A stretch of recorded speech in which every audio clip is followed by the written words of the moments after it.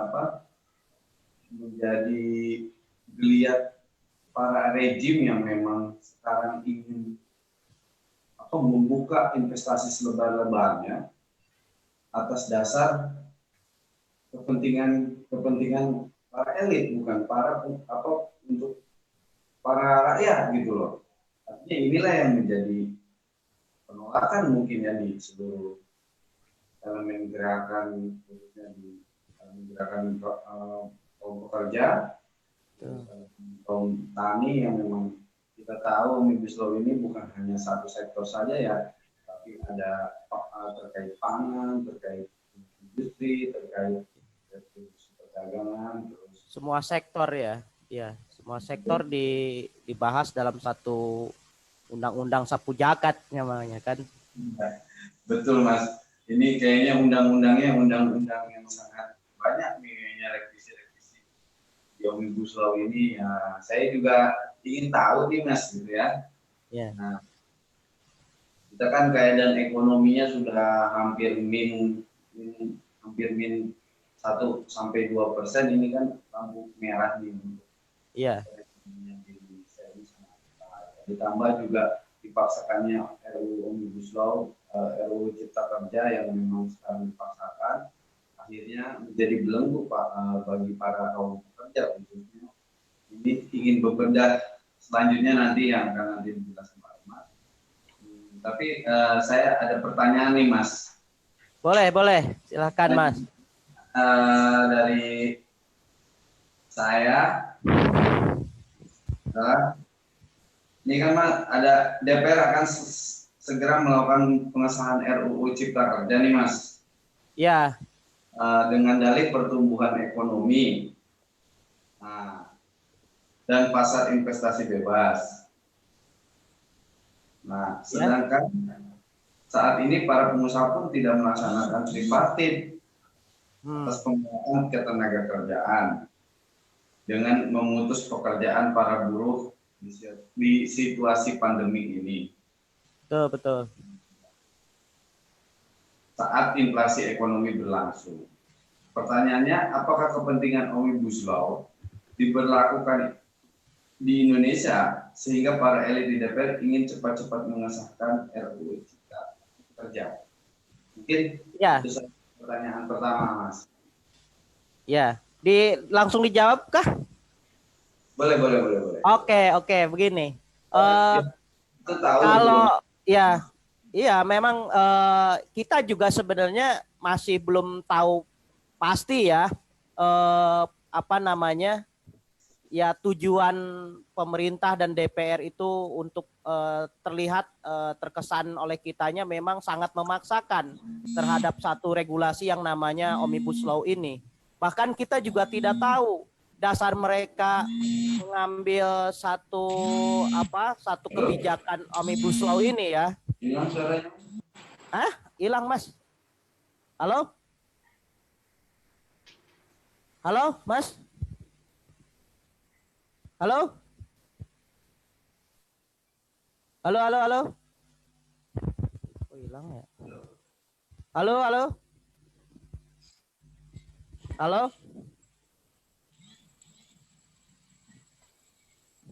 Hilang suaranya ya? Kok di sininya nyambung sih, Mas? Halo, Mas? Iya, halo.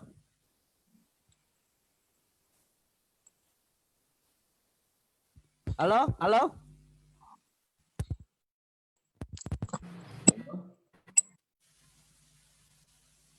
Halo, Mas? Hilang ya, suaranya ya? Mas Herman? Halo. Halo.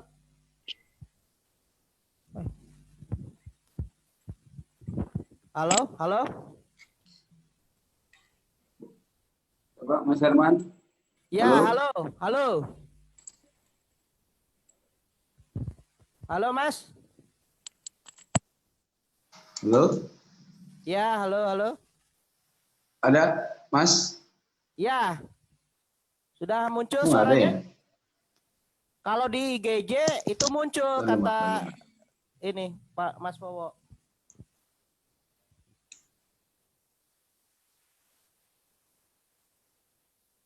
Halo Mas.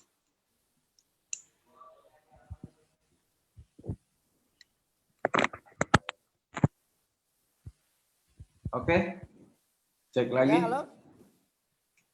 Ya, halo. Ya, gimana Bung? Sudah bisa dimulai lagi? Sudah. Oke, mohon maaf, mungkin ya inilah memang dampak dari digitalisasi yang belum siap kita, karena prasarananya memang belum menunjang ya di kita gitu. Ya, Bung, mungkin kita lanjut dari pertanyaan tadi yang disampaikan. Ini pandangan kita memang melihat pemerintah dan DPR yang emang terkesan cukup memaksakan ya. Kita memang dari bulan Oktober waktu itu di 2019 apa namanya bersama-sama kawan-kawan gerakan lain di luar sektor buruh juga waktu itu kan menolak beberapa kebijakan yang menurut kita ini tidak relevan untuk dijalankan begitu. Tapi pasca bulan Oktober 2019 tiba-tiba waktu itu juga buruh mulai diserang oleh isu revisi Undang-Undang 13. Nah, Federasi Perjuangan Buruh Indonesia sendiri sebenarnya terhadap revisi Undang-Undang 13 itu pun menolak karena FPBI sebagai federasi buruh menginginkan justru Undang-Undang 13 itu dicabut dan digantikan oleh Undang-Undang Buruh. Tapi tidak selang dari 2 bulan setelah ada digelindingkannya isu revisi Undang-Undang 13, tiba-tiba muncul ke permukaan, dikampanyekan begitu besar-besaran oleh pihak pemerintah, bahwa pemerintah punya gagasan namanya kebijakan Omnibus Law. Satu regulasi yang akan menggabungkan dari puluhan undang-undang yang ada, dimasukkan ke dalam satu regulasi undang-undang namanya Undang-Undang Omnibus Law, atau mereka sebut itu waktu itu adalah Undang-Undang Cipta Kerja begitu.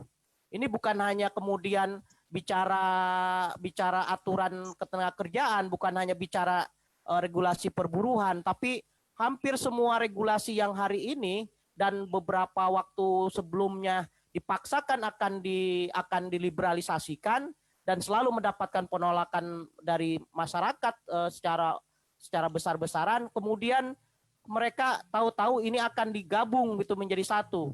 Di situ bicara nasib buruh, di situ bicara tentang masalah pertanahan yang nggak selesai-selesai, masalah pertanian yang nggak selesai-selesai begitu.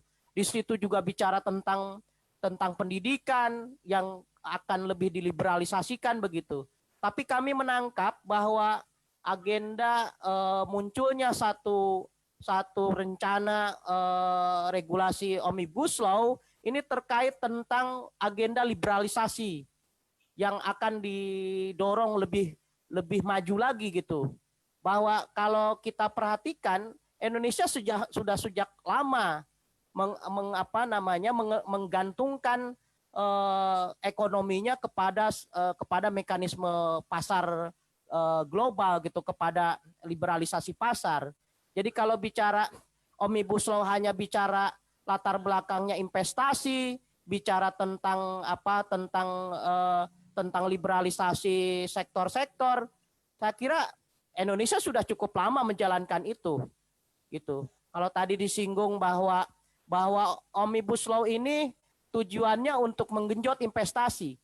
Nah, selama ini agenda-agenda yang selalu dihadirkan oleh pemerintah untuk menarik investasi sebesarnya, itu mana buktinya begitu?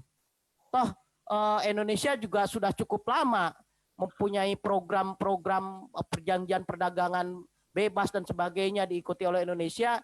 Ya satu argumentasi atau rasionalitas dari pemerintah adalah untuk menarik investasi. Tapi sampai hari ini masyarakat belum merasakan manfaat dari investasi yang datang ke Indonesia. Lebih-lebih lagi buruh. Semakin investasi besar datang ke Indonesia, semakin modal dari modal internasional masuk ke Indonesia, lalu industri dibangun di mana-mana, tapi nasib buruhnya semakin hari kian menderita, bukan semakin sejahtera malah begitu.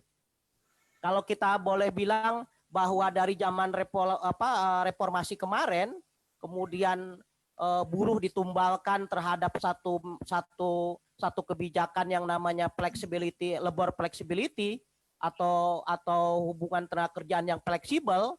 Dan waktu itu juga itu untuk menarik investasi setelah terjadinya moneter di wilayah Asia. Tapi akibat satu kebijakan labor flexibility itu, satu kebijakan perburuhan yang lebih fleksibel, ya nasib buruh lebih tidak pasti lagi, kan begitu, Bung. Jadi kalau ditanya apa alasan DPR hari ini memaksakan akan mengesahkan Omnibus Law, undang-undang Omnibus Law, kami curiga bahwa di belakang pemerintah dan DPR ada satu kemauan atau ada satu keinginan dari modal yang sangat besar, dari modal-modal internasional untuk mengeruk keuntungan, menguruk sumber daya manusia dan sumber daya alam di Indonesia untuk bisa lebih besar-besaran lagi. Toh kita lihat hari ini sebelum Omnibus Law dilakukan saja, disahkan saja, sektor mana yang hari ini tidak kena dampak liberalisasi, dan itu lebih menjauhkan lagi terhadap kesejahteraan masyarakat, kan begitu, Bung. Jadi kita juga sampai hari ini bingung, toh dari sekian lama gitu, dari sekian lama kita tidak mendengar bahwa Omnibus Law ini diinginkan masyarakat, tiba-tiba muncul begitu aja, begitu. Kita nggak tahu datangnya dari mana gitu, bisikan-bisikan dari mana. Tahu-tahu pemerintah begitu ngotot, DPR begitu ngotot, harus ada punya undang-undang sapu jagat yang akan mengatur segala sendi kehidupan masyarakat. Hari ini saja dengan banyak undang-undang, pemerintah sudah menurut saya pemerintah sudah gagal bagaimana menata kelola sosial ekonomi masyarakat. Bagaimana dengan satu undang-undang? Kira ini akan menimbulkan satu proses pro kontra yang lebih besar lagi begitu. Bagaimana kalau Omnibus Law ini kemudian juga adalah menjadi produk gagal untuk mengembalikan tatanan hukum yang sebelumnya seperti apa, kan? Kan ketika Omnibus Law ini disahkan dan digunakan, maka undang-undang sebelumnya kan dinyatakan sudah tidak berlaku begitu. Begitu dulu mungkin, Bung, sementara. Jadi sadis juga ya, Bang, ya. Iya. Jadi ya kebijakan Omnibus Law memutus semua roda perekonomian para tenaga kerja buruh. Selain itu juga memutus tenaga pekerja di pertanian. Selanjutnya juga berdampak untuk pendidikan, ya, Bang, ya. Betul.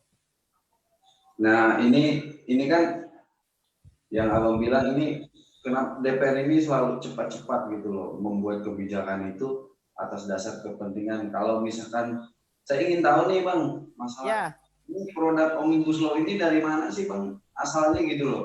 Apakah perjanjian internasional kah?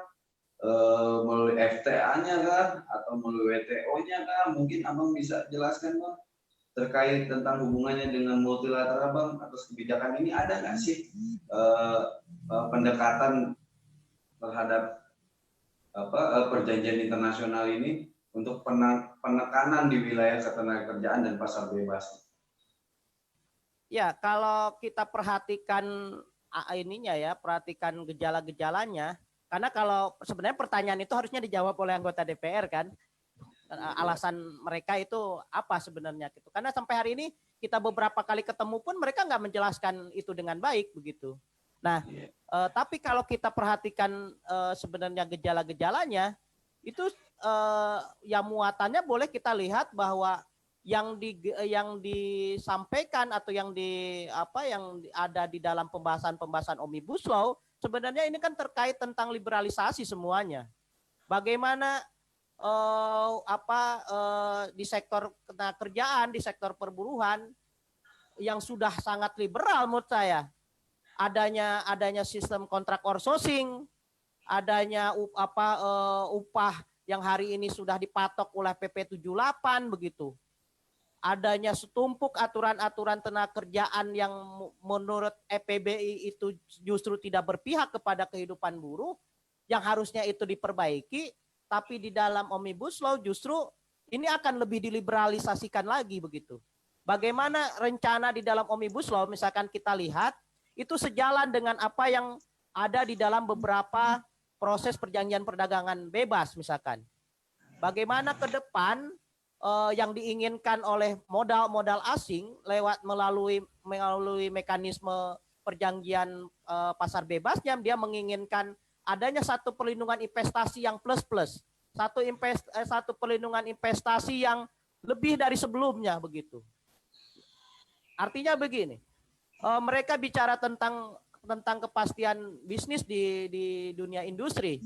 Mereka menginginkan misalkan di pertemuan World Bank dan IMF di waktu itu di Bali 2017, mereka menginginkan bahwa upah minimum di Indonesia itu untuk dihapuskan. Tapi bahwa upah itu diserahkan kepada kemampuan perusahaan masing-masing. Nah, padahal kita sudah punya aturan yang sangat jelas bicara tentang upah buruh gitu. Bahkan itu yang harusnya diperbaiki karena masih jauh dari kesejahteraan. Tapi alih-alih diperbaiki kan kemarin akhirnya dipaksakan dengan adanya PP 78. Nah, di dalam Omnibus Law yang bicara tentang sektor perburuhan, justru mereka berencana akan menghilangkan upah minimum.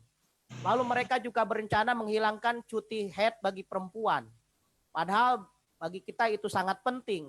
Kenapa itu dulu diperjuangkan di ruang perjuangan internasional dan itu kemudian dikomprensikan lewat ILO dan sebagainya. Tapi itu direncanakan akan dicabut. Mereka mau itu dihilangkan. Karena bagi mereka itu bukan penyakit yang harus mendapatkan kemudahan gitu untuk tidak libur sehari bekerja. Lalu mereka juga menginginkan akan dihilangkannya sanksi pidana di dalam hukum ketenagakerjaan. Bagi mereka semua aturan yang ada di tentang kerjaan itu sifatnya adalah perdata begitu. Hari ini saja, apalagi di tengah pandemik, pengusaha itu melakukan PHK ya semaunya dewek gitu.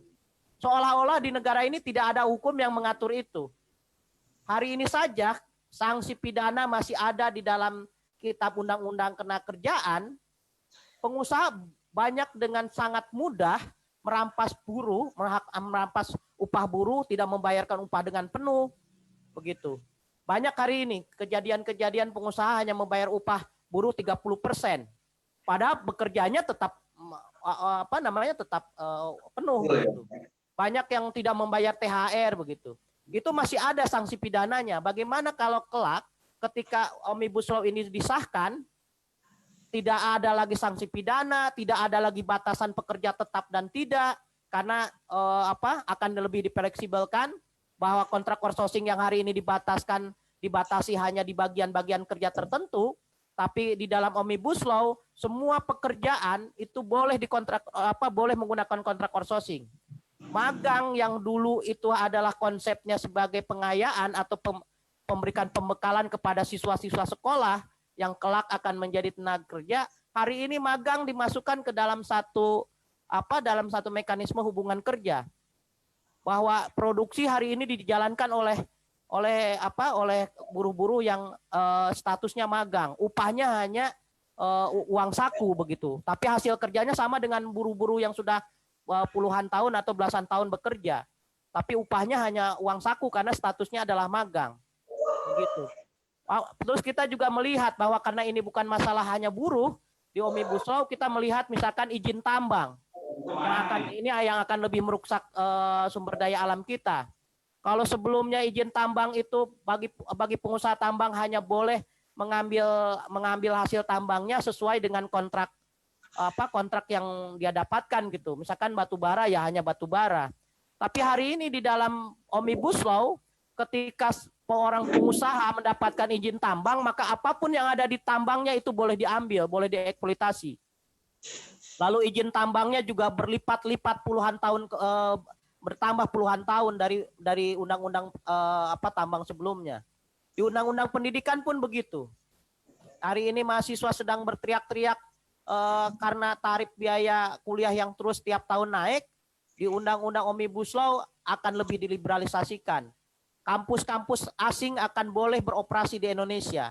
Dosen-dosen dari asing boleh mengisi ruang-ruang di kampus-kampus di Indonesia. Sehingga ini menjadi ancaman juga untuk para dosen di Indonesia.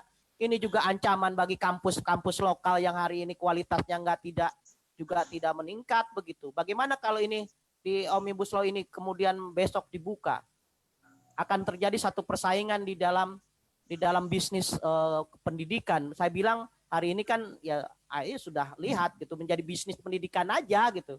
Nanti kampus luar negeri yang pelayanannya lebih baik, yang kualitasnya lebih baik itu akan menyeret atau menggulung kampus-kampus yang hari ini kualitasnya ya begitu-begitu aja. Begitupun dengan dosen. Kalau di Indonesia kan ngelihat jeruk impor dengan jeruk lokal, misalkan kayak gitu di buah-buahan ya, masyarakatnya sudah teredukasi sendirinya gitu, lebih bangga produk impor. Besok pun ketika banyak dosen asing bertebaran, mungkin mahasiswa hari ini lebih memilih dosen-dosen asing begitu. Banyak hal lah ya saya kira. Bukan hanya masalah buruh. Makanya kalau kami di Federasi Perjuangan Buruh Indonesia juga tidak terima kalau hanya bicara tentang sektor buruh. Bicara Omnibus Law kami menolak secara penuh. Kalau hari ini ada gagasan hanya menolak pada sub perburuhannya saja, itu bukan dari kelompok kami. Kami menolak bahwa Omnibus Law ini dihentikan secara total, kembali kepada program-program yang pro terhadap kesejahteraan rakyat.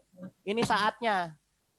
Hari ini semua negara sedang kembali bagaimana menyusun ekonominya untuk memperbaiki situasi keadaan ekonomi rakyat. Tapi di Indonesia dalam keadaan yang harusnya segera berbenah untuk menghadapi situasi ini, tapi ya kita masih lihat ya begitu saja begitu. Masih sibuk mengurusi keinginan tuan modal asing begitu, ketimbang bagaimana bisa sesegera mungkin mempersiapkan diri dari situasi ekonomi global yang semakin hari semakin gelap gitu. Begitu dulu Bung, mungkin Bung. Mungkin lanjut ya ke pertanyaan kedua nih Bang. Iya. Ini kan RUU Cipta Kerja dalam poin membuka investasi pengusaha, laju pertumbuhan ekonomi dan dibukanya lapangan pekerjaan bagi tenaga produksi atau buruh. Sedangkan kita ketahui saat ini kan PHK sudah 5 juta lebih. Betul. Ya Bang ya. Betul, lebih. Pandemi ini 3 bulan ke belakang, mungkin ada prediksi kemarin dari pas discuss dengan IGJ, dengan teman-teman lainnya, bisa kalau misalkan sampai di bulan Desember ini bisa terjadi PHK besar-besaran di angka 10 juta lebih, gitu Bang ya. Terus mengapa RU ini ngotot kan disahkan, gitu. Sementara Indonesia sedang mengalami krisis di saat pandemi ini itu. Sebelum pandemi juga sudah krisis sebenarnya. Cuman kan sekarang lebih kelihatan krisisnya. Makanya kemarin Jokowi marah-marah sama kabinet kan. Nah, ini yang kalau menurut Abang di sisi lain di pandemi ini dengan dijalankannya digitalisasi seperti kartu prakerja ini, bagaimana nih Bang tanggapannya nih Bang? Jadi buruh kena PHK terus harus disubsidi gitu, dirumahkan melalui 600.000 melalui tes, gitu pun banyak yang nggak lolos gitu. Nah ini gimana Bang tanggapannya nih Bang? Ya, pertama bicara tadi disinggung prakerja ya, bagi kami itu satu program yang sudah gagal di beberapa negara, dan itu program yang sangat ketinggalan begitu. Karena tidak menyentuh akar masalah. Program kartu prakerja itu kalau kita baca yang mereka sedang susun kemarin, itu diperuntukkan oleh kepada masyarakat yang belum pernah bekerja. Anak-anak muda yang baru lulus sekolah dan belum mendapatkan pekerjaan. Itu yang dia sasar, dan itu pun bukan secara langsung bagaimana mereka akan ditempatkan di tempat pembinaan lalu akan disalurkan ke lapangan pekerjaan. Nah, saya kira yang penting bagi hari ini yang harus ditunjukkan oleh pemerintah keseriusan membangun ekonomi nasional. Salah satunya adalah membangun industrialisasi nasional. Itu yang akan kemudian membuka lapangan pekerjaan. Kalau hanya tergantung kepada kepada apa kepada apa namanya rencana-rencana investasi. Lah kurang apa lagi investasi masuk ke Indonesia sebelum-sebelumnya. Tapi apakah itu kemudian bersinergis atas lapangan pekerjaan? Bahwa saya sering sampaikan, kenapa kondisi buruh Indonesia itu rentan dibandingkan negara-negara lain? Karena Indonesia tidak punya industrialisasi nasional. Indonesia tidak punya industri. Industri yang hari ini ada di Indonesia adalah industri asing. Sehingga ketika terjadi gejolak ekonomi, mereka akan lebih gampang lebih mudah pulang bawa modalnya. Sementara kita ditinggal. Itu hari ini yang hari ini kita banyak ngalami hari ini. Misalkan jangan dulu deh misalkan berkoar-koar tentang Omnibus Law. Buktikan setiga bulan ini di tengah pandemik PHK terus terjadi. Apa yang mampu dilakukan oleh Kemenaker? Alih-alih membuat satu peraturan yang sangat tegas dan jelas bagaimana melakukan pencegahan terhadap PHK, malah 2 kali surat edarannya justru mencelakakan nasib buruh. Misalkan di surat edaran yang pertama ketika dia bicara bagaimana pencegahan pandemi COVID terhadap buruh dan keberlangsungan usaha, justru itu membuka jalan bagi pengusaha untuk merampas hak-hak buruh. Pengusaha boleh mengurangi upahnya asal ada kesepakatan dua belah pihak antara buruh dengan perusahaan, salah satu poinnya. Pengusaha boleh meliburkan sepenuhnya atau sebagian, mengurangi upahnya, mengurangi hak lainnya, dengan catatan harus ada kesepakatan. Itu poin-poin justru itu poin-poin yang membuka ruang jalan bagi pengusaha untuk merampas haknya. Nah, berapa persen hari ini buruh yang ada di lingkaran organisasi? Dari 37 juta, hanya nggak nyampe 2 juta yang hari ini berorganisasi. Yang berorganisasi aja tidak semuanya punya bargaining yang kuat di dalam perusahaan-perusahaan. Bagaimana kita lihat ada puluhan juta buruh yang lain yang tidak memiliki payung organisasi, yang tidak punya alat untuk untuk memperjuangkan haknya. Harusnya Kemenaker sebagai Kementerian Tenagakerjaan, bukan Kementerian Investasi, bukan Kementerian Kementerian Pengusaha, harusnya yang dia lakukan bagaimana melindungi buruh agar buruhnya tidak kena PHK begitu. Saya kira di organisasi hari ini banyak menempuh itu. Kita di bulan Februari sudah melakukan perundingan-perundingan untuk bagaimana kawan-kawan mendapatkan kepastian dari hak-haknya. Pandemik ini baru beberapa bulan, sementara mereka menguruk keuntungan dari buruh itu sudah belasan tahun, puluhan tahun. Gara-gara cuman pandemik baru 2 bulan, 3 bulan, dan tidak semua perusahaan itu terdampak hasil riset kita, tidak semua perusahaan itu terdampak oleh lockdown misalkan, oleh tidak bisa kirim barang kirim barang dan menerima barang mentah gitu. Karena tidak semua perusahaan itu bahan mentahnya dari luar. Tidak semua perusahaan hasil produksinya juga komoditas ekspor. Banyak juga di hasil riset kita perusahaan-perusahaan yang tidak terdampak sama sekali. Bahkan hasil produksinya meningkat. Tapi karena ada angin segar yang dihembuskan oleh Kemenaker, oleh pemerintah untuk bisa mengurangi hak-hak buruh, akhirnya perusahaan memanfaatkan itu. Jadi salah satu gerombolan yang memanfaatkan situasi pandemi COVID-19 adalah perusahaan, selain DPR sebagai gerombolan politik yang memanfaatkan situasi pandemik untuk memasakkan regulasi yang pro kontra kan gitu. Jadi di tengah pandemik ini banyak gerombolan-gerombolan yang akhirnya memanfaatkan situasi. Dari gerombolan politik berjuasi, dari gerombolan pengusaha, dari spekulan-spekulan ekonomi yang hanya mau mengeruk keuntungan di tengah situasi ini kan gitu. Nah, rakyat hari ini malah jadi bulan-bulanan penderitaan gitu. Misalkan buruh. Di tengah kemarin pemerintah mengeluarkan kebijakan bekerja dari rumah kan gitu kan. Indah-indah banget lah gitu kan arahan-arahannya. Tapi bagi buruh itu sama sekali tidak merasakan itu. Coba-coba buruh tidak masuk kerja, SP. Gak masuk kerja lagi, dianggap mangkir, PHK nggak dapat apa-apa.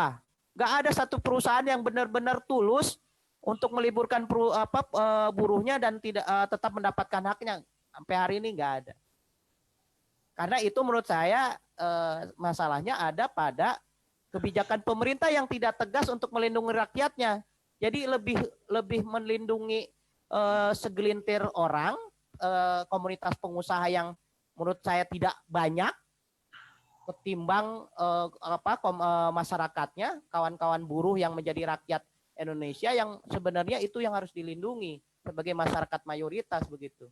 Dan yang menggerakkan ekonomi sampai orang ketakutan karena pandemi Covid dengan segala cara dia melindungi diri, tapi buruh masih tetap dipaksa masuk kerja, menjalankan roda produksi, menjalankan fungsi-fungsi sebagai sebagai roda ekonomi nasional. Tapi penghargaan ke buruhnya sama sekali nggak ada begitu. Alih-alih hari ini new normal bagi yang lain, bagi buruh new normalnya bukan malah baik, malah beberapa hari ini PHK di mana-mana gitu. Karena bagi yang beberapa yang di-share bahwa situasi ekonominya sudah makin buruk gitu. Buruh juga yang kena. Kemarin di tengah puncak pandemik, buruh nggak dapat harus di rumah dan sebagainya. Buruh tetap dipaksa bekerja. Sudah dianggap umbi-umbian yang tidak mungkin tertular COVID begitu. Begitu hari ini new normal ya buruh juga malah makin banyak yang kena PHK. Terus gimana gitu. Begitu sih, Bung. Jadi bagi kita ya apalagi Omnibus Law, kebijakan hari ini juga nggak bisa dijalankan dengan tegas. Begitu PHK terjadi di mana-mana, terus apa yang dilakukan oleh Kemenaker? Cuman bagi-bagi sembako. Saya bilang kemarin di media, yang 20%, ada yang 20 triliun dari uang yang akan tadinya dianggarkan kepada Pak Kartu Prakerja, katanya kan akan ditinjau ulang dan akan digunakan 20 triliun itu untuk dana bansos, dana bantuan sosial bagi buruh-buruh yang kena PHK. Loh, ini kan gimana logikanya? Bukannya dicegah PHK-nya, malah dia menyiapkan beras, telur, minyak untuk disumbangkan kepada buruh. Begitu. Itu yang saya dengar kemarin dari media ya, karena kawan-kawan media bilang bahwa 20 triliun yang buat prakerja itu akan ditinjau ulang dan akan dialihkan kepada bantuan langsung berupa bansos, sembako dan sebagainya untuk korban PHK. Saya bilang yang dibutuhkan oleh kawan-kawan buruh di Indonesia itu bukan sembako, tapi yang dibutuhkan dari pemerintah itu peraturan yang tegas bagaimana pencegahan PHK ini, karena ini akan berdampak berikutnya akan berdampak pada situasi ekonomi. Kalau buruhnya banyak kehilangan lapangan pekerjaan, ini bukan hanya ke buruh tapi kepada keluarga dan situasi ekonomi nasional juga. Daya beli masyarakat akan semakin turun. Kalau daya beli masyarakat semakin turun, apakah ini tidak membelit juga terhadap negara, terhadap situasi ekonomi negara kan gitu. Begitu sih, Bung. Oke, terima kasih Bang. Terus yang ketiga, kan dalam perjanjian di Omnibus Law itu tenaga kerja asing ini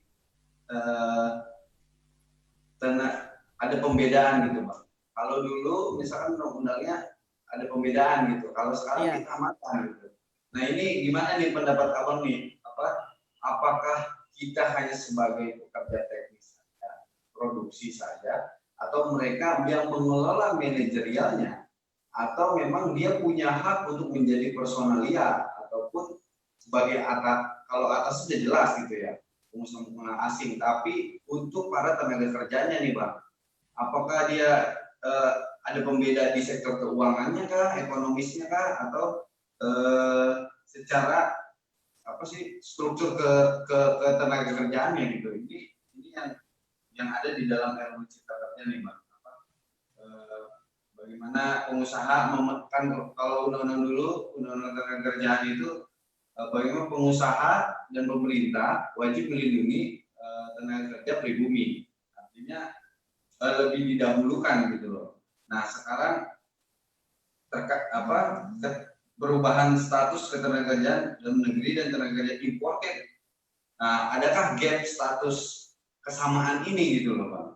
Gimana Bang tanggapan Bang? Sama sebelum saya menanggapi pertanyaan itu, pertama EPBI adalah organisasi yang tidak anti buruh asing. Bagi EPBI semua buruh itu sama. Sama. Ya. Nah, lalu kalau bicara bagaimana kita menanggapi kebijakan pemerintah terhadap buruh asing, Ini kan sebenarnya bicara teknis saja. Kenapa dulu di dalam undang-undang dijelaskan bahwa ya buruh asing itu levelnya dari manajer ke atas begitu. Untuk operator itu seyogyanya diisi oleh buruh-buruh di lokal sendiri. Ini kan tentang bagaimana pengaturan saja begitu menurut saya. Nah, yang hari ini memang dikacaukan itu adalah mencampur apa ya? Akhirnya tidak ada komposisi yang jelas begitu. Sehingga bagi kami kawan-kawan datang ke Indonesia terus mencari makan ya sah-sah aja. Orang saudara-saudara kita juga banyak banget di luar mencari makan gitu sebagai buruh kan gitu. Tapi kan setiap negara ada punya mekanisme yang mengatur dengan baik begitu. Sehingga tidak terjadi hari ini kan menurut saya selain digoreng di ruang politik juga memang ada aturan-aturan akhirnya menurut saya akhirnya menimbulkan kesenjangan begitu. Tadi kita aja pengangguran sekian juta orang gitu. Ya yang salah bukan buruh asing yang masuk ke Indonesia. Indonesia tidak menciptakan lapangan pekerjaan dengan baik gitu. Ada jutaan ton sawit itu hanya mengandalkan dibeli orang berupa CPO-nya. Kenapa nggak dimaksimalkan produksinya di Indonesia menjadi produk jadi gitu? Itu sehingga membuka lapangan pekerjaan. Banyak banget yang menurut saya pengangguran cuma 8 juta orang gitu di Indonesia itu nggak terlalu berat kalau serius mau membangun ekonominya. Kalau mau sama-sama mencerdaskan rakyat tuh banyak cara di Indonesia. Banyak potensi luar biasa begitu. Tapi ada nggak kemauan politik untuk menjawab itu gitu? Bukan hari ini kan diseret-seret, oh ini gara-gara buruh asing nih, kita kehilangan lapangan pekerjaan. Bagaimana saudara-saudara kita juga yang di luar juga jutaan orang mengisi lapangan pekerjaan. Jadi kalau kami dari EPB nggak mau terjebak pada rasis atau rasisnya gitu ya. Tapi ya kembali lagi ke pemerintah, pengaturannya dengan harus adil gitu. Yang intinya kan akar masalahnya kan dari penciptaan lapangan pekerjaan. Boleh jadi kalau kita serius membangun industrialisasi, memang kita butuh ke orang-orang buruh-buruh dari lain. Belum tentu juga tenaga yang akan kita cukup sebenarnya gitu. Belum lagi misalkan gini, realitasnya ada banyak jenis pekerjaan yang memang itu membutuhkan tim yang sangat solid gitu, tim yang khusus. Ini kan bicara tentang skill up gitu. Nah, kalau saya mau tanya pemerintah serius nggak sih naikin skill buruh di Indonesia? Kalau dari prakteknya saya kira belum ada praktek pemerintah yang melakukan mengkualitaskan skill buruh di Indonesia. Tapi giliran mau ketika buruh menuntut upah itu disinggung-singgung deh. Baru lulusan SMP aja mau upahnya gede gitu. Produktivitas buruh kita itu masih lemah gitu. Kualitas skill kita itu juga masih ketinggalan gitu kan. Banyak tokoh-tokoh yang nggak ada hubungan sama buruh aja asal jeblak aja ngomong begitu. Padahal dia saya kira nggak tahu sama sekali tuh dunia perburuhan. Dia asal ngomong aja gitu. Harusnya diperiksa dong. Selama ini ngelakuin nggak untuk meningkatkan kapasitas skill, bagaimana produktivitas itu menjadi lebih baik, dilakuin nggak? Jangan ketika ada tuntutan buruh itu selalu dinaikkan gitu untuk untuk menghambat perjuangan buruh gitu. Ya saya kan buruh pabrik gitu ya. Puluhan tahun saya jadi buruh pabrik, nggak pernah tuh merasakan orang kita cuman mau ngambil sertifikasi tertentu aja kita harus ngeluarin jutaan rupiah dari upah kita. Kalau nggak ngelakuin itu kita terancam di pekerjaan untuk digantikan yang lain. Jadi itu yang saya rasakan langsung ya karena saya buruh pabrik juga gitu. Jadi saya ngomong juga asal bahasa buruh pabrik aja. Kayak gitu, Bung. Iya, Bang. Gitu, kan abang ketua federasi buruh, Bang. iya. Pasti mantan buruh pabrik pasti. Ya. Oke, Bang, selanjutnya ini kan Bang, di hadapan ini pengusaha banyak yang jahil nih, Bang, melakukan diskomunikasi lah gitu kan. Jadi artinya tripadanya jadi dilakukan seperti misalkan dia mem-PHK tanpa uang pesangon. Terus ada juga yang dapat pesangon. Terus dengan alasan pilot karena barang distribusinya tidak jalan di pasar. Nah, ini yang menjadi alasan mereka. Padahal abang bilang kita belasan tahun mereka itu mengeluh keringat buruh di Indonesia gitu kan, termasuk juga hartanya gitu loh, labanya dan sebagainya. Nah ini kan yang menjadi masalah ini, masalah tripartitnya nih, seperti tidak ada perlindungan. Artinya negara tidak mampu untuk memaksa si pengusaha ini untuk tidak memecat dan sebagainya. Nah artinya kan jelas gitu bahwa puluhan tahun, belasan tahun mereka di sini, ibaratkan tidak ada anggaran lebih, anggaran silpa dari perusahaan kan tidak mungkin gitu. Akhirnya dia lebih baik dia pindah investasi di negara berkembang lain seperti sasaran dunia kan seperti Thailand, Vietnam dan negara-negara Asia Tenggara. Inilah yang menjadi permasalahan nih Bang. Nah ini yang tidak pernah terselesaikan antara serikat buruh, pemerintah, dan swasta. Nah, mohon penjelasannya Bang terkait tentang PHK, tidak dapat pesangon, dan dapat pesangon, sedangkan undang-undang kan menjamin bahwa ketika terjadi PHK, berarti kan ada gaji pokok yang harus dibayarkan selama kurang lebih kerjanya sudah puluhan tahun gitu loh. Bagaimana ini Bang? Menurut pandangan Iya. Pertama, EPBI menolak segala bentuk PHK ya, karena bagi EPBI PHK itu kejahatan kemanusiaan. Dan dalam setumpuk aturan ketenagakerjaan itu juga mengatur bagaimana menghindari PHK semaksimal-maksimalnya begitu. Banyak upaya kalau hanya bicara hambatan-hambatan bisnis di dalam perusahaan ya gitu. Misalnya kayak efisiensi kayak gitu ada kok diatur. Jangan bicara efisiensi langsung ke orang, putus nasib orang gitu.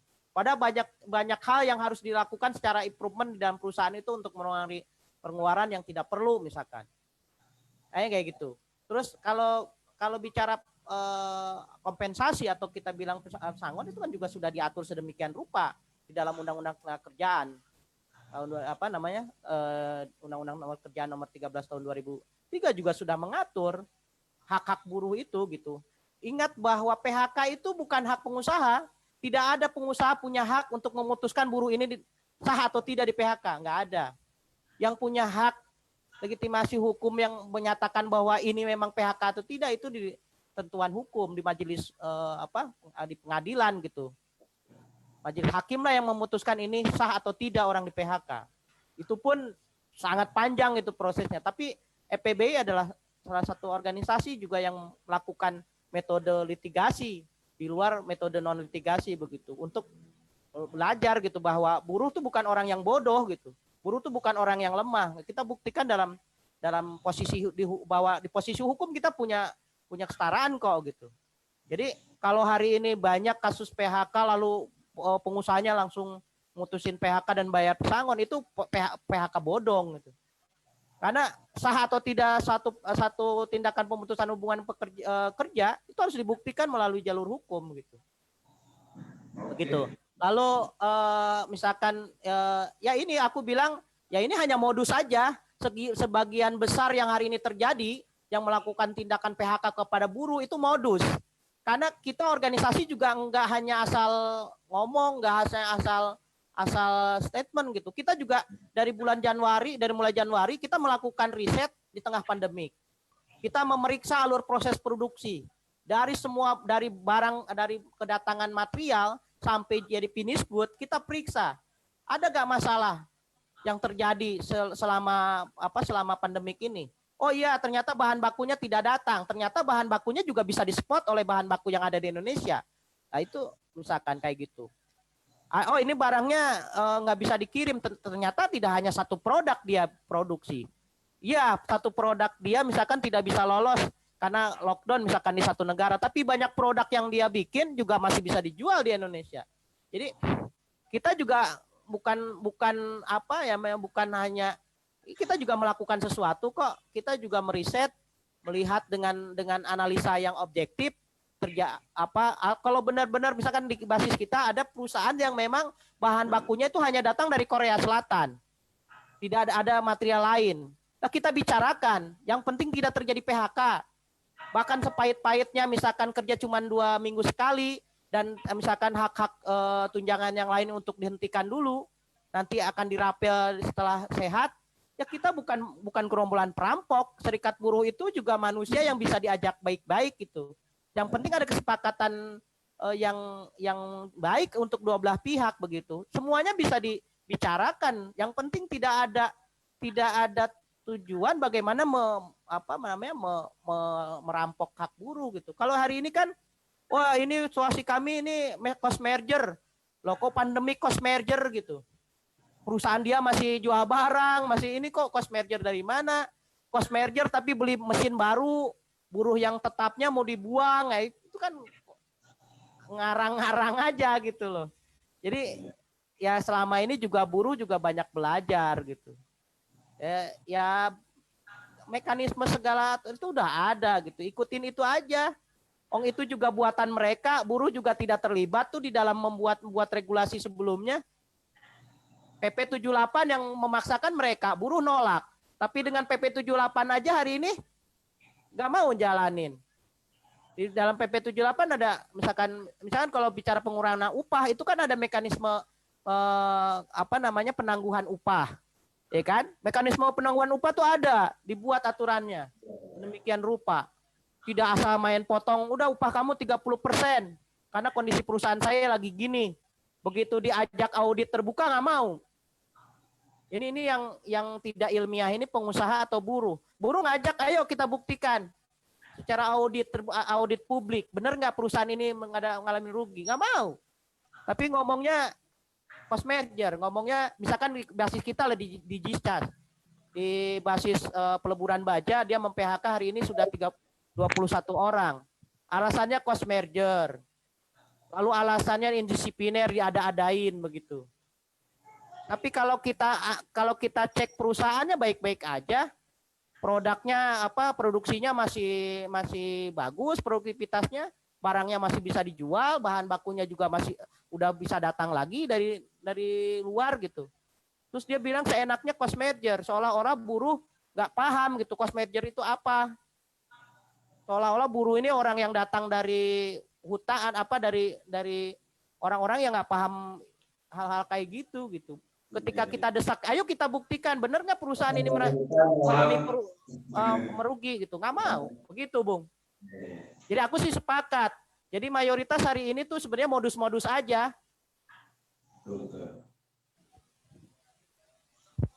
Oke. Selanjutnya Bang, ini ada beberapa pertanyaan ya. Ada 3 pertanyaan lagi nih Bang, yang harus Abang jawab nih. Kalau enggak rakyat marah Bang. Nggak tahu. Saya kan bagian dari rakyat Bang. Iya. Maksudnya teman-teman kita yang di pelosok sana lah. Oke. Ya Bang. Yang selanjutnya adalah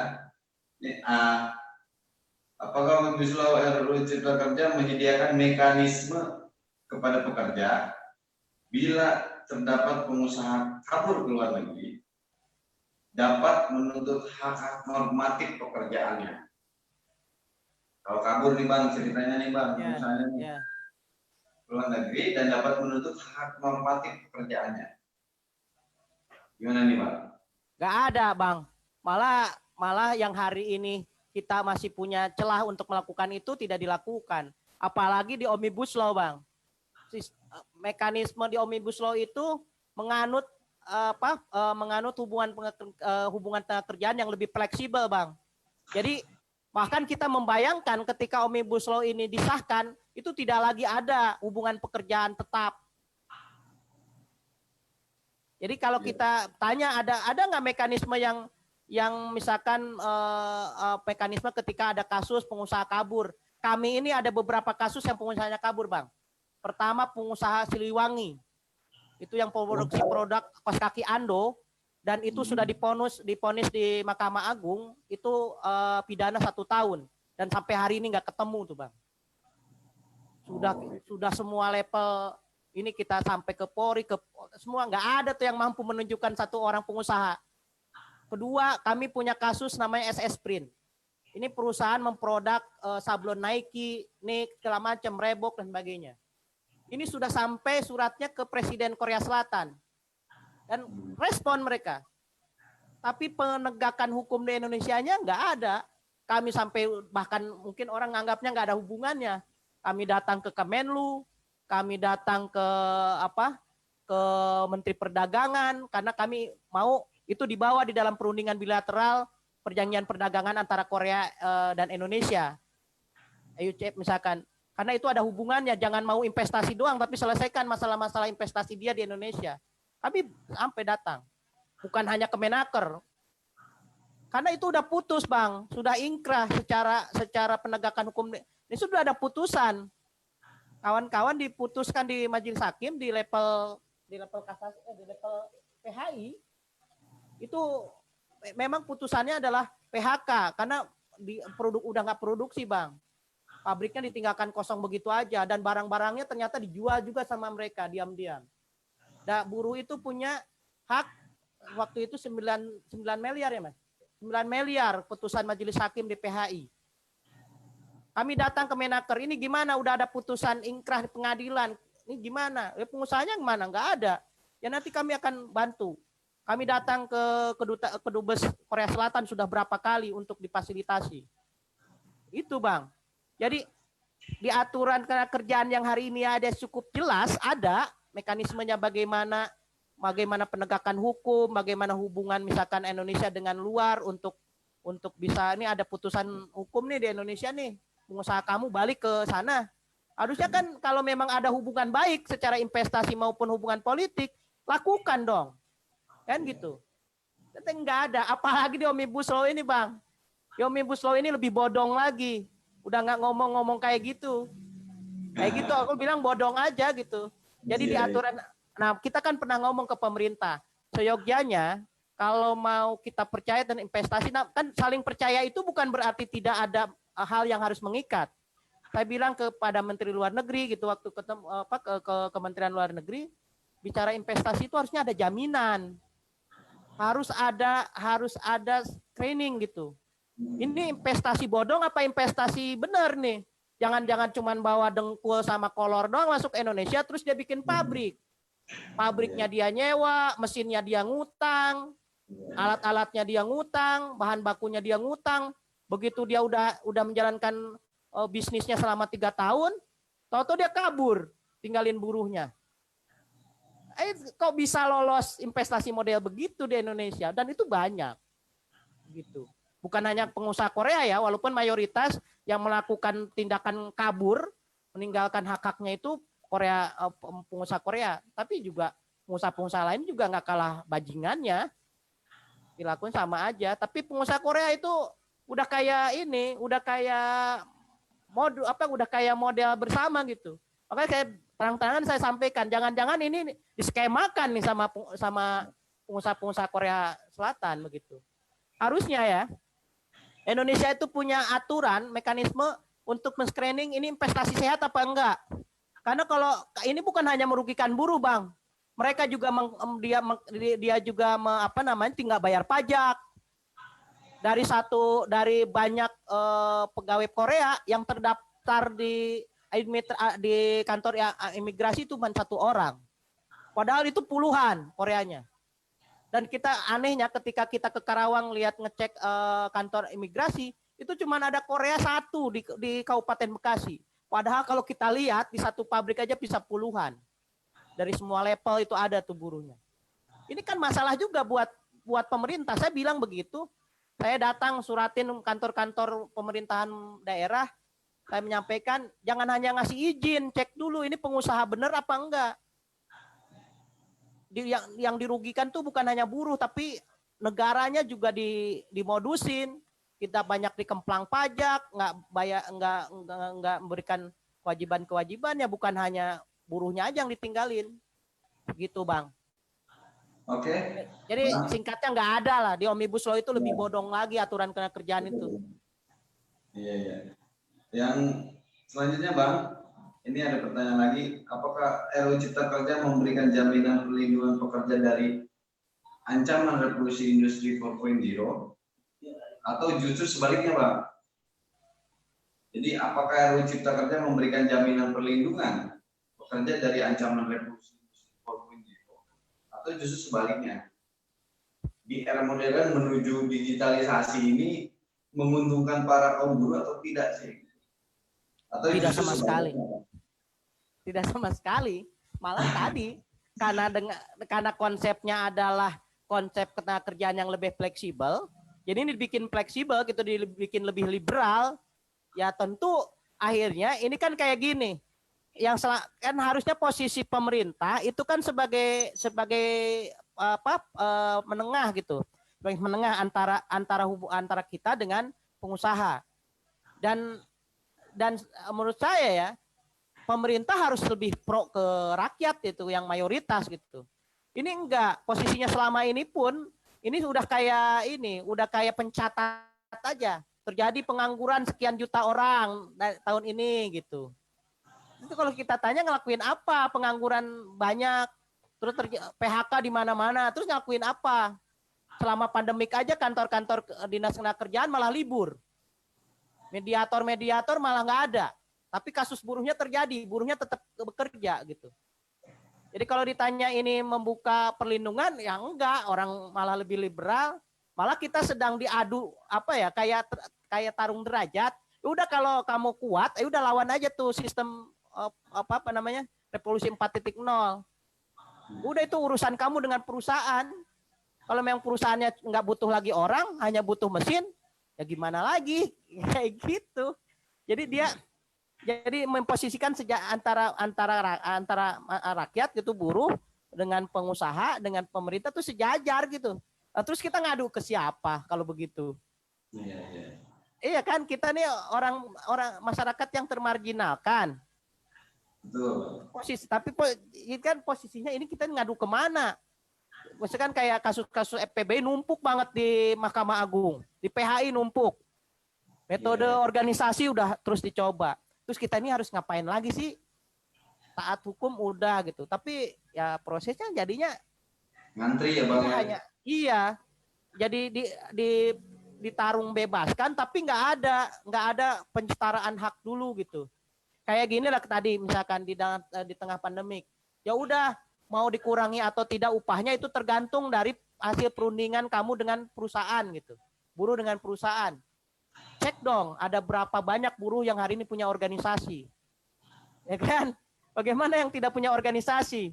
Tahu berunding juga kagak, tahu haknya juga kagak. Gitu. Jadi nggak ada, Bang. Malah ini akan lebih meliberalkan karena buruh hari ini dipaksa masuk kepada fase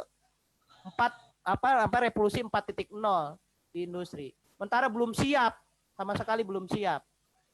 Bukan hanya buruh ya, banyak pengusaha-pengusaha lokal, banyak pengusaha-pengusaha yang kemampuannya itu belum besar gitu secara bisnis. Ini juga kegulung kok.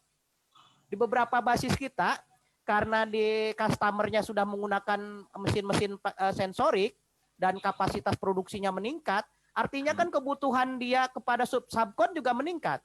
Oh, kamu udah nggak bisa lagi ngirim cuma 1.000. Karena kami produksi barang jadinya hari ini misalkan 4.000. Minimal kamu mengirim ya sehari misalkan 5.000 untuk bisa mensupport produksi di manufaktur utamanya. Nah, sementara dia belum punya kemampuan beli mesin yang high tech. Kan kayak gitu. Akhirnya kan beberapa kasus itu kegulung. Tangan besi kapitalis besar itu juga meluluh lantakan kapitalis yang baru merangkak gitu. Nah, di posisi itu buruhnya juga yang duluan jadi tumbal. Gara-gara perusahaan yang nggak bisa beli mesin, nggak bisa meremajakan mesin, yang lebih duluan apa yang dilakuin? PHK lagi. Gitu. Iya. Ya, selanjutnya yang terakhir nih Bang, pertanyaannya nih. Kita gabungin aja lah. Ini RUU Cipta Kerja katanya dibuat untuk menarik investasi nih Bang. Namun kira-kira investasi seperti apa yang akan ditarik oleh pemerintah sih Bang? Di Indonesia ini, apa investasi itu akan menguntungkan kerja atau justru sebaliknya? Satu itu. Yang kedua adalah ini mengenai hak daripada karyawan buruh. artinya yang Omnibus Law ini ketika dijadikan bahwa hak daripada penambahan waktu kerja itu diserahkan kepada pengusaha.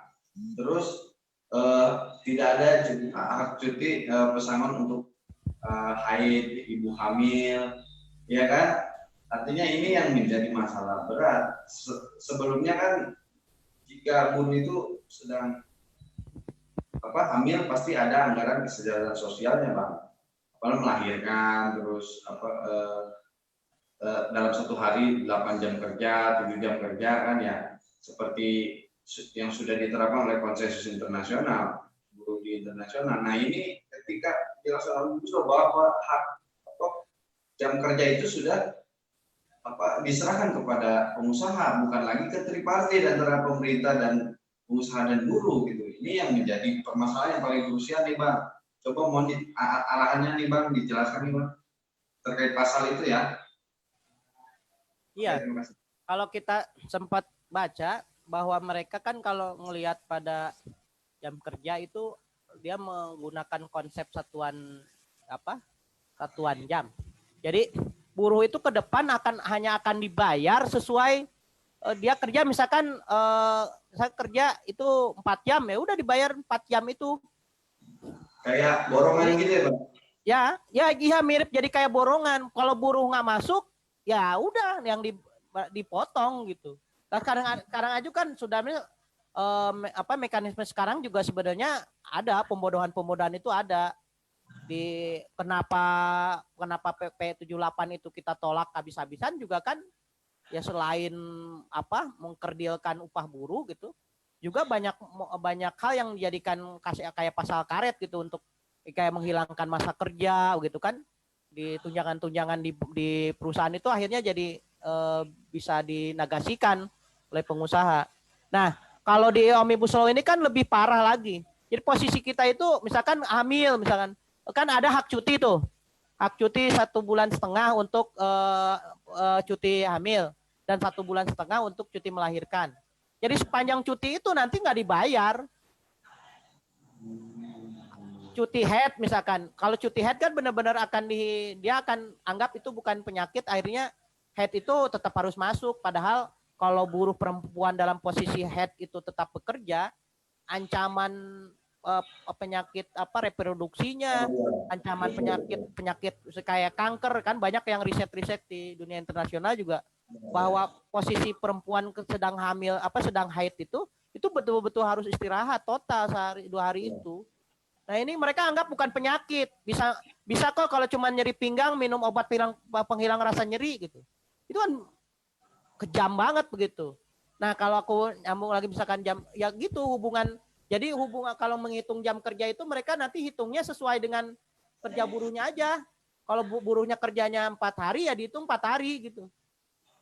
Kan mereka akan menghilangkan upah minimum. Kalau upah minimum itu kan jaring pengaman. Dia ketika dia sudah ada upah minimum, pun dia kerjanya berapa hari dalam 1 bulan, ada gangguan misalkan sakit dan sebagainya, ya upah paling kecil di Indonesia itu ya upah minimum. UMK, UMP itu upah minimum.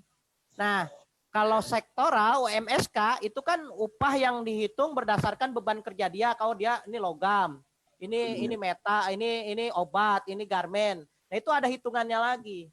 Tapi nggak boleh ada perusahaan yang membayarkan upah di bawah upah minimum. Karena upah minimum itu upah yang sangat minim. Jauh dari kecukupan gitu, jauh dari standar. Ngitungnya aja cuman lajang. Upah minimum itu standar penghitungannya kan dia berbasiskan lajang. Dia udah punya istri, udah punya anak berapa, tetap aja dihitungnya lajang. Upah minimum itu. Makanya kalau di EPBI bahwa konsepsi pengupahan yang ada hari ini yang sudah puluhan tahun, 60 tahun yang lalu diciptakannya itu udah sangat usang. Mau dikutak-katik pun secara kualitas maupun kapasitas itu udah nggak bisa. Ini udah usang banget, harus ada konsep pengupahan baru yang seger, yang relevan dengan kondisi hari ini, kebutuhan buruh secara kualitas maupun kuantitasnya. Maka kalau kita kan ada upah relatif nasional, ada upah layak nasional, itu konsep kita. Bahwa hari ini aja buruh di Indonesia itu di Jakarta sampai Papua upahnya beda-beda. Ya kan? Belum lagi kepotong bahwa dia itu kontrak, bahwa dia itu harian, bahwa dia itu tetap, itu lain lagi. Jadi upah yang paling kacau itu upah di Indonesia. Nggak ada gitu Bang. Jadi justru yang paling mengancam dari Omnibus Law itu akan menghilangkan upah minimum. Gitu. Artinya ya tadi benar semaunya pengusaha aja. Karena kan diserahkan kepada kemampuan pengusaha upah itu. Kalau pengusaha ini mampunya sebulan cuma segini. Terus fungsinya pemerintah, fungsinya negara buat apa kalau semuanya diserahkan kepada pengusaha? Terus sumbangsih kita dalam pembangunan ekonomi dan sebagainya itu diletakkan di mana kan gitu? Kan buruh ini kan diakui oleh negara sebagai tulang punggung yang menggerakkan ekonomi nasional, tapi prakteknya ya kita juga dianggap tulang belulang gitu. Ya udah kalau udah nyari uang ya udah selesai tugasnya gitu. Masalah kesejahteraannya ya itu mah urus aja sendiri-sendiri kan gitu. Gitu Bung, ada lagi ya? Oke, terima kasih kepada Bang Herman. Bang Herman sebagai ketua satu lagi nih Bang, satu aja nih Bang. Ya. Kalau misalkan Omnibus Law ini disahkan di waktu dekat ini, apa yang akan dilakukan FPBI ke depan dan serikat-serikat buruh lainnya? Secara organisator keserikatan buruh seluruh Indonesia, apakah akan melakukan A, B, C dan sebagainya? Silakan Bang. Ya, kita juga terus memantau dan berkonsolidasi dengan semua unsur gerakan, bukan hanya buruh ya. Kita ada di Aliansi Gebrag, itu Aliansi Buruh Bersama Rakyat, itu semua organisasi multisektor lah aliansi gitu.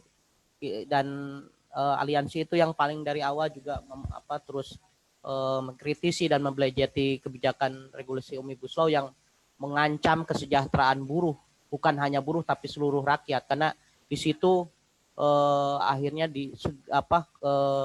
segala sendi kehidupan masyarakat kemarin diatur ulang begitu.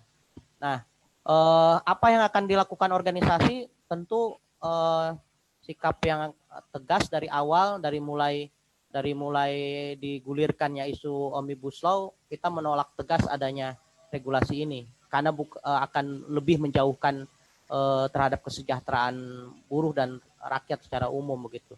Ya kita tinggal lihat aja, karena beberapa hari ke depan dan di hari yang katanya isunya akan diketuk, kita juga sudah menyiapkan satu persiapan begitu. Kita sudah menyiapkan satu sikap politik dan rencananya juga akan aksi di depan DPR.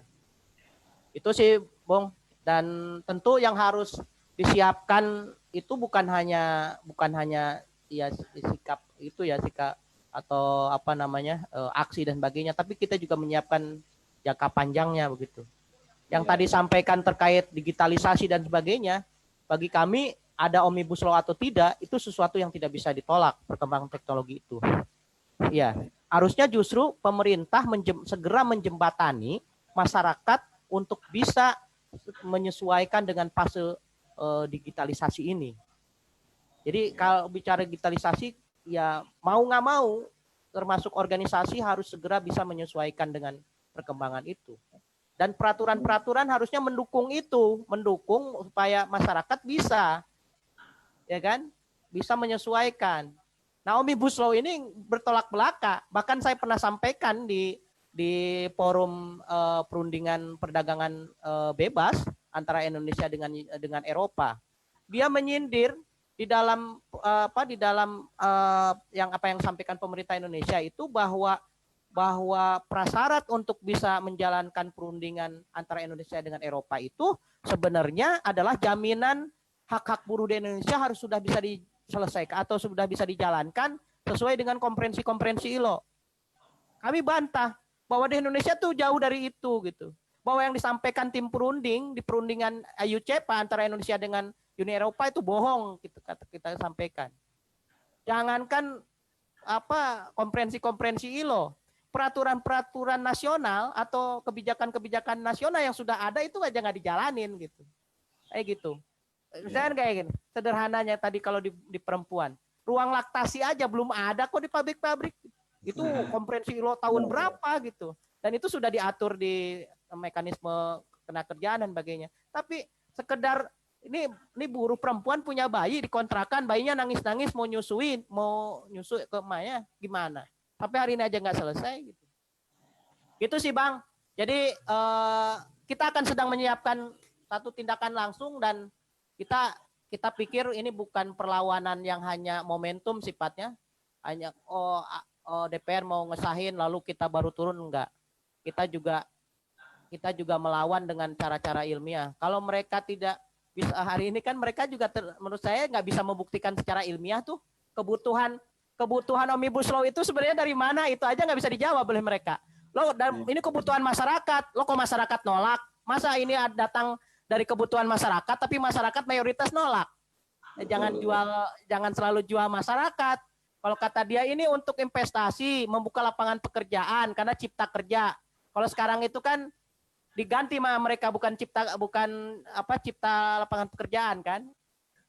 Kayak gitu. Menurut saya mereka aja nggak mampu mengilmiahkan, mereka aja nggak mampu merasionalkan Omnibus Law ini untuk kebaikan masyarakat tuh, menurut saya ya baru hayalan. Dan kalau investasi ini, kalau saya baca-baca bahwa Omnibus Law ini untuk menggenjot investasi dan investasi untuk membangun industri skala ekspor, masalahnya apa yang akan diekspor? Dan mau diekspor kemana? Hari ini semua negara sedang menjalankan proteksionisme ekonomi. Bagaimana ekonomi mereka bisa mereka selamatkan begitu. Nah, ya harusnya kita juga sibuk bagaimana membangun ekonomi nasional, bukan bagaimana dengan segala cara terus melayanin investor-investor asing begitu.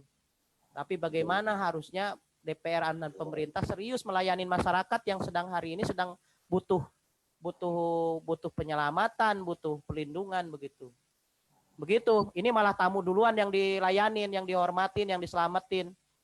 Tuan rumahnya gitu, masalahnya rakyatnya sendiri ya diabaikan kan gitu. Ini tentang sistem yang hari ini semakin hari semakin liberal menurut saya. Bukan tentang siapapun yang berkuasa, sepanjang menggunakan sistem ini ya bagi kami ya sama saja gitu. Itu mungkin Bung.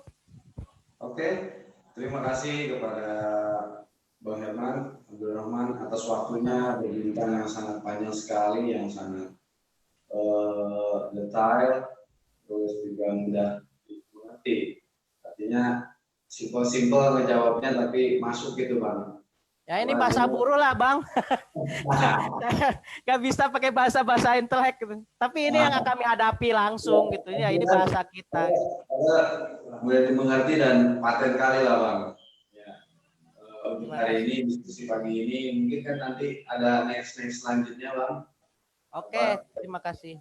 Untuk ini dengan teman-teman IGJ dan KPR, mudah-mudahan di new normal ini nanti kalau udah beneran nih Bang new normalnya, kita berharap bisa ngumpul-ngumpul podcast bareng lah. Maksudnya jangan podcast jarak jauh, nggak enak. Iya. Ya, sambil kita ngopi-ngopi nanti artinya kita selalu mengkampanyekan hal-hal yang baik untuk masyarakat. Ya. Itu terima kasih kepada Bang Herman. Ya, saya menangkap dari Bang Herman bahwa yang pertama adalah bagaimana Omnibus Law ini kita tolak atas dasar tidak berpihakannya pengusaha terhadap kaum buruh, pengusaha terhadap pemerintah, pengusaha terhadap masyarakat Indonesia. Tentunya di bidang manufacturing, di bidang pendidikan, di bidang kesehatan, dan di bidang pangan dan sebagainya. Ini yang menjadi masalah. Selanjutnya adalah masalah tentang aturan tentang upah minimum yang memang tidak sesuai dengan apa yang menjadi tuntutan kaum buruh, seperti banyak pabrik-pabrik manufaktur yang jahil yang tidak standar upah minimum tapi tetap masih berdiri di Indonesia. Ini yang menjadi titik tolak konflik antara kaum buruh dengan pengusaha. Selanjutnya adalah tidak ada hak jaminan terhadap kaum perempuan terkait PPH dan hamil, artinya tidak ada secara kesejahteraan secara sosial. Selanjutnya adalah bagaimana digitalisasi 4.0 ini menurut Bang Herman masih belum siap lah, karena kita masih konvensional. Artinya kalau digitalisasi banyak pengurangan tenaga kerja. Nah, ini yang menjadi masalah utama karena hampir 10% di Indonesia adalah dari 350 juta rakyat adalah pekerja di manufaktur. Nah, inilah yang menjadi alasan utama. Yang selanjutnya adalah terkait magang dan sebagainya. Terus outsourcing yang tidak pernah bisa dicabut, murah ini yang selalu menjadi ganjalan bagi kaum para pekerja di Indonesia. Ini yang menjadi masalah utama. Nah, sedangkan Omnibus Law diciptakan atas proyek-proyek FTA, proyek-proyek perjanjian multilateral yang bagaimana semua pasar bebas harus dikendalikan dan pemerintah tidak boleh menolak. Ini yang menjadi permasalahan di tanah air kita, khususnya pemerintah yang tidak pernah tegas terhadap kebijakan. Nah, terima kasih Bang Herman. Selamat pagi. Ya, sama-sama kawan-kawan. Terima kasih atas fasilitasnya.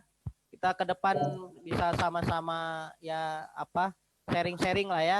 Kami juga dari Federasi Perjuangan Buruh Indonesia bersama kawan-kawan di Kesatuan Perjuangan Rakyat bagaimana menyatukan gagasan-gagasan di seluruh sektor, dan ya mau nggak mau kalau di sebelah sana tidak serius ngurus kita sebagai rakyat, ya kita sebagai rakyat harus mengambil posisi aja gitu, bagaimana ke depan kita bisa bertahan dari hantaman krisis, kita bisa bahu-membahu menyelamatkan bisa punya ketahanan pangan begitu.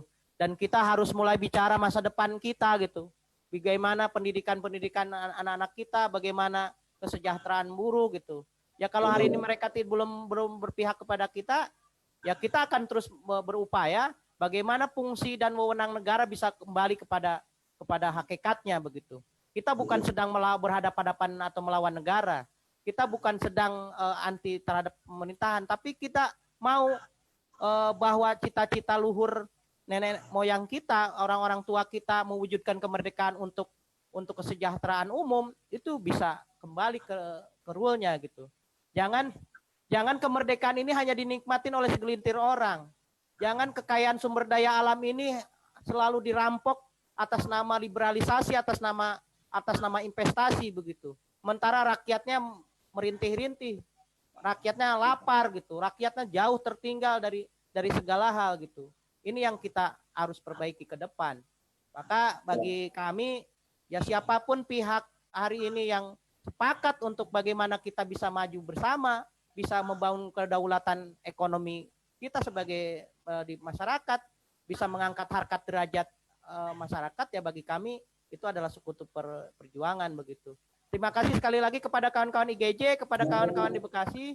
Mudah-mudahan ini bisa saling mengisi kayak gitulah, membantu gitu. Tapi mohon maaf bahasa saya seperti ini. Saya berbeda mungkin dengan pimpinan-pimpinan buruh lain gitu, dengan ya ngomong aja acak-acakan gitu. Tapi ya inilah gitu ya. Mungkin itu saja. Terima kasih. Assalamualaikum warahmatullahi wabarakatuh. Waalaikumsalam warahmatullahi wabarakatuh. Terima kasih Bang Herman Abdurrahman dan Mas Jarwo. Terima kasih dari IGJ, dari KPR semua yang sudah support acaranya. Next selanjutnya di edisi kedua tanggal 4 Juli 2020 masih terkait dengan kebijakan Omnibus Law. Terima kasih. Wassalamualaikum warahmatullahi wabarakatuh. Tetap berjuang. Salam merdeka. Selanjutnya semoga tetap semangat, sehat selalu. God bless you forever.